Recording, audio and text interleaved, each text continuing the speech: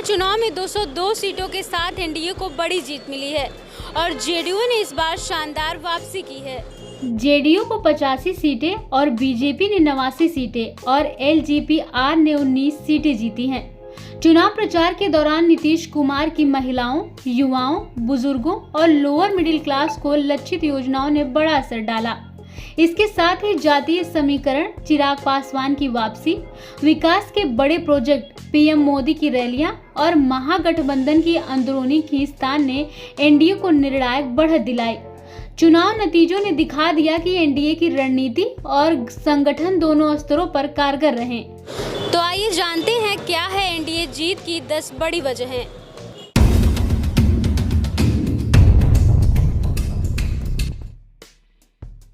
बिहार चुनाव में एनडीए की जीत की सबसे बड़ी वजहों में महिलाओं का मजबूत समर्थन रहा। नीतीश कुमार की महिला रोजगार योजना के तहत 1.21 करोड़ जीविका दीदी के खाते में चुनाव से पहले 10,000 रुपए भेजे गए, जिससे बड़ा सामाजिक और राजनीतिक भरोसा बना।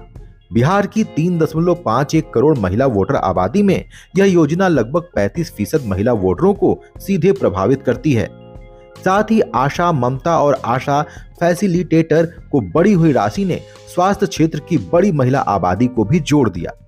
इस मजबूत महिला समर्थन ने एनडीए का वोट बेस पुख्ता किया और विपक्ष की महिला केंद्रित वादे फीके पड़ गए।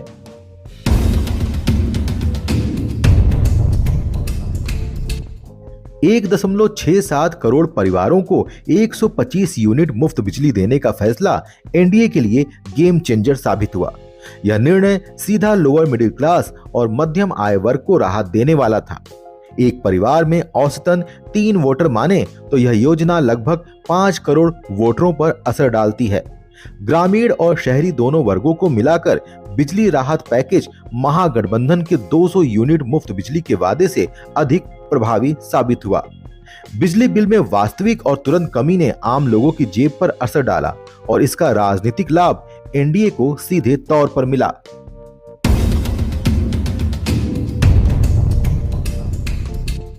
सामाजिक सुरक्षा पेंशन को 400 रुपए से 1100 रुपए तक करना एनडीए के लिए बड़ा राजनीतिक लाभ लेकर आया।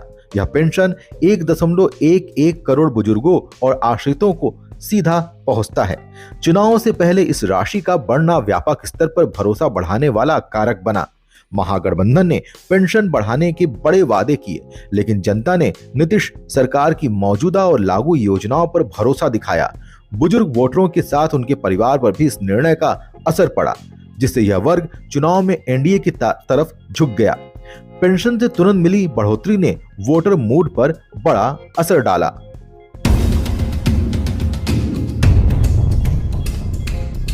बीस से 25 आयु वर्ग के युवाओं के लिए ग्रेजुएट बेरोजगारी भत्ता और हर महीने 1,000 रुपए देने वाली योजना ने युवाओं के बड़े हिस्से को एनडीए के साथ जोड़ दिया। अभी 7.6 लाख युवा इसका फायदा ले रहे हैं, जिससे यह योजना सीधे परिवारों में चर्चा का मुद्दा बनी। इसके साथ 2030 तक 1 करोड़ सरकारी नौकरी और रोजगार देने की घोषणा ने भविष्य की उम्मीदें जगाई। दूसरी ओर महागठबंधन के एक परिवार एक नौकरी जैसे बड़े वादे पर जनता ने भरोसा नहीं किया। युवाओं में भरोसा और लागू योजना का असर एनडीए को फायदा दिलाने में निर्णायक रहा।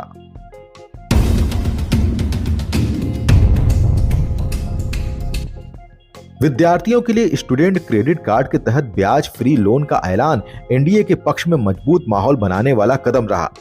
इससे 4 लाख छात्रों को सीधा फायदा मिला। 2 लाख तक के लोन की वापसी अवधि 5 से बढ़ाकर 7 साल और बड़े लोन के लिए अवधि 10 साल करने से छात्र और अभिभावक दोनों के लिए बड़ी राहत बनी। शिक्षा से जुड़े इस कदम ने मध्यम वर्गीय वोटरों पर बड़ा प्रभाव डाला।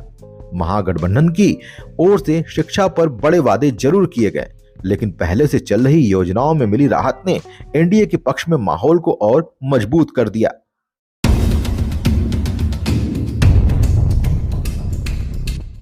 इस चुनाव में एनडीए ने टिकट बंटवारे में जातीय संतुलन का गहरा ध्यान रखा। सवर्ण, दलित, कुशवाहा, अति पिछड़ा, यादव और वैश्य वर्ग सहित सभी समुदायों का प्रतिनिधित्व किया। चिराग पासवान, उपेंद्र कुशवाहा और जीतन राम मांझी की वापसी ने सामाजिक समीकरण को मजबूत किया। पासवान समुदाय की 5.32% आबादी लगभग 50 सीटों पर असर डालती है, जबकि कुशवाहा समुदाय बिहार की 70 सीटों में निर्णायक भूमिका निभाता है। माझी की मुसहर जाति का प्रभाव दक्षिण बिहार में गहरा है। इन सभी नेताओं के साथ आने से जातीय वोट बैंक का बड़ा हिस्सा एनडीए की तरफ संगठित रूप से झुक गया।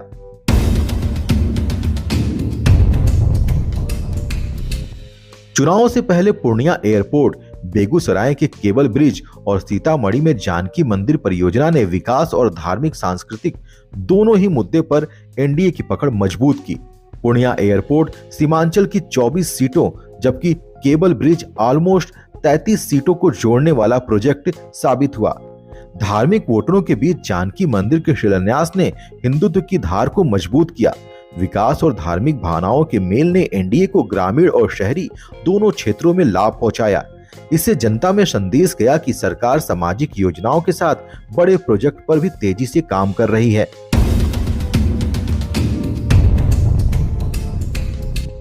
चुनाव में पीएम मोदी की बड़ी भूमिका रही। उन्होंने 16 जिलों में रैलियां की, जहां कुल 122 सीटें आती हैं। इन सीटों में से 97 सीटों पर एनडीए की जीत हुई। मोदी फैक्टर ने स्थानीय उम्मीदवारों के लिए भी मजबूत माहौल तैयार किया। हर रैली में भीड़ और मोदी की लोकप्रियता ने वोटरों के मनोविज्ञान पर असर डाला। चुनावी संदेश और केंद्र की योजनाओं को जनता तक पहुंचाने में प्रधानमंत्री की रैलियां बेहद प्रभावी साबित हुईं। विपक्ष की तुलना में मोदी की मौजूदगी ने एनडीए के पक्ष में जमीन तैयार की और ये सीटें भारी बहुमत में बदल गईं।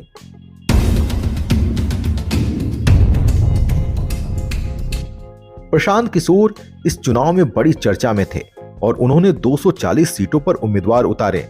उनकी आक्रामक कैंपेनिंग ने सुर्खियां बटोर ली, लेकिन वोट में तब्दील नहीं हो सकी। जनसुराज के सभी उम्मीदवार पीछे रह गए, जिससे स्पष्ट है कि पीके के वोट फीसद बढ़ने का डर चुनावी नतीजों पर नजर नहीं आया। विपक्ष की उम्मीद थी कि पीके की मौजूदगी एनडीए वोटरों को काटेगी, लेकिन इसका उल्टा हुआ और वोटों का ध्रुवीकरण एनडीए की ओर रहा। जनसुराज की कमजोर पकड़ और सीमित जमीन असर विपक्ष के लिए उम्मीद के विपरीत साबित हुआ।